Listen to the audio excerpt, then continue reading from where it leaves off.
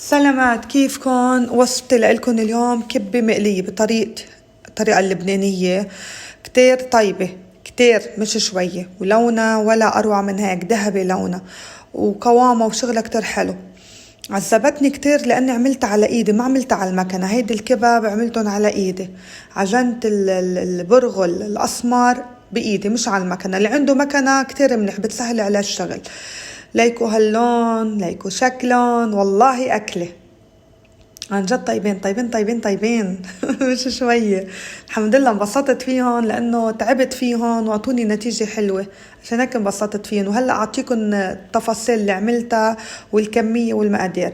استعملت برغل ناعم أسمر كيلو، حطيت عليه مي باردة، لازم يكون مي باردة. قد المي تقريبا لكل كوب من البرغل كوب مي باردة. حطيت المي وخلطتهم وتركتهم على جنب.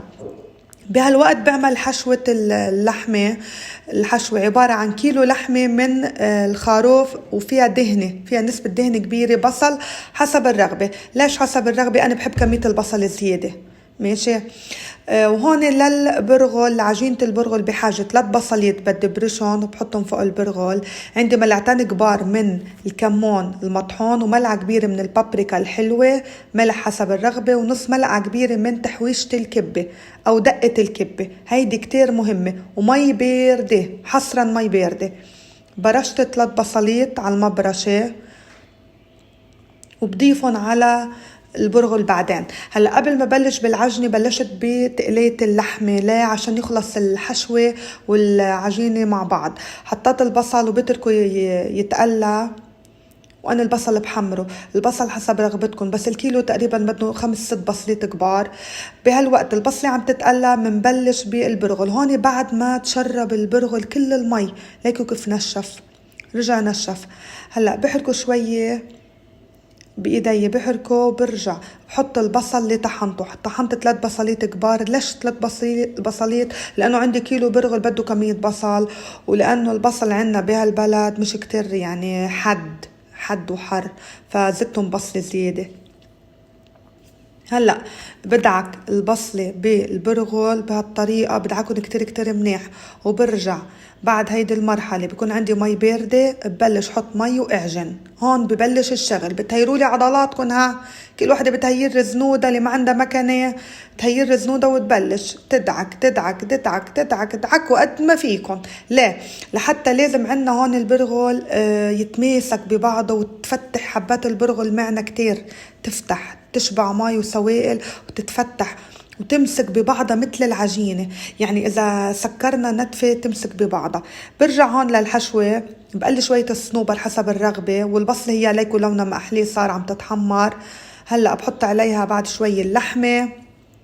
حطيت عليها كيلو لحمة خروف في دهنة، بيعطي طعمي ولا أطيب. لازم دهنة ما تكون ناشفة لو سمحتوا، لازم. بحط عليهم ملعقة سماق كتير طيبة، ملعقة كبيرة من السماق، وملعقة كبيرة من البهار السبعة أو 7 بهارات، بالإضافة للملح حسب رغبتكم. فيكم تضيفوا بهار أسود، أنا ما بحطه، بكتفي بهيدي البهارات. بتطلع البهارات طيبة، وبنفس الوقت نكهة اللحمة ظاهرة بالأكلة. الصنوبر بعد ما قليتهم حطيتهم، وهيك صارت الحشوة عندي جاهزة كتير طيبة. وليكو السماق له دور كبير، أنا ما بستغني على السماق بالحشوة اللحمة. ليه؟ بيعطي حموضة طيبة. فيكن تحطوا دبس الرمان، بس أنا بحط سماق، فضلوا أكتر من دبس الرمان. الحشوة صارت جاهزة على جنب. بنرجع منكفي العجينة ومنبلش دعك. هون بلش عندي تكمش. شايفين كيف عملتهم مثل الفراكة بإيدي، سكرت عليها للعجينة صارت تكمش معنا. تكمش يعني البرغل بلش يعني تشبع مي. بس بضلني ادعك بدعك لانه عندي الكميه كبيره، اخذت معي وقت تقريبا يا جماعه. الكيلو البرغل لاني عملته على ايدي بلا المكنه، اخذ معي ساعه الا ربع دعك. تخيلوا، ساعه الا ربع دعك، هلكتني.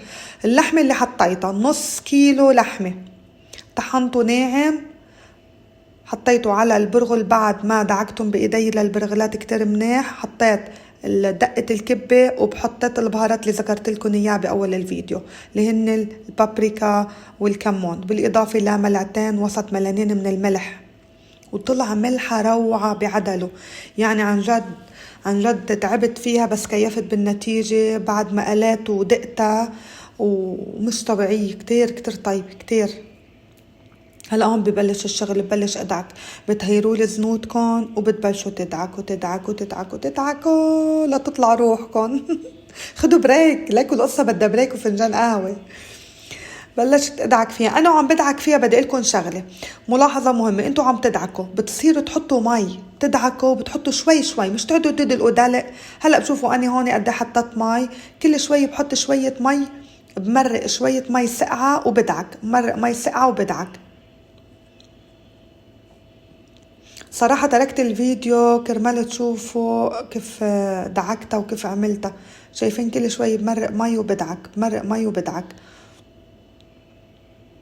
هون ليكو كيف صار قوامها، كيف تغير شكلها بعد ما دعكتها، شفتوا؟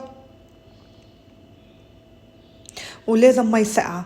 اللي عنده مكنة بتسهل عليكم الشغل، نفس الخطوات اللي عملتها قبل ما بس نحط المي على البرغل، وبنكون مهيرين البصل، البهارات، اللحمة دغري نخلطهم ببعض ومنبلش طحن على المكنة. بعد ما نطحن على المكنة شو بتعملوا؟ بترجعوا بتحطون بجاط كبير وبتحطوا كاسة مي سقعة على جنبكم، وبتبلشوا تدعكوا بهالطريقة اللي أنا دعكت فيها بعد ما تقيموهم من المكنة. يعني بعد ما نقيمهم من المكنة لازم يمرقوا على الإيد، لازم ينطحنوا بالإيد. خلصتها واخيرا خلص التعب. هون بلشت شكل دواوير، كرات، كذا دويرة بعمل وبلش احشي. بالنسبة بشو سقت ايدي، نقطة زيت زيتون، ما حطيت مي، نقطة زيت زيتون، مش بقعد غمز دي زيت، ديروا بالكم نقطة بكفي. وقعد شكلهم تشكيلة كتير سهلة، بتعملوا الحبة بهيدي الطريقة وبتمرقوا ايدكم عليها تمرق، يعني ما تشدوا وتضغطوا ايدكم عليها للعجينة.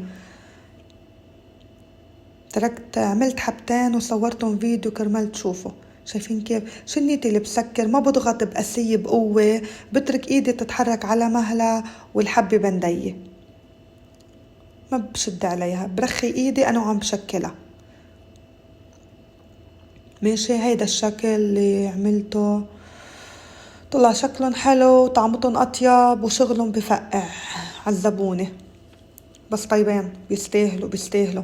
وعملت كبة بصينية، كنت على اللايف يا جماعة. هيدي الكمية ليكوا قد عمل معي عمل معي 73 حبة، وعملت صينية صغيرة حجم الصينية 33 سنتي، كبة بصينية خلال شهر رمضان بشويها.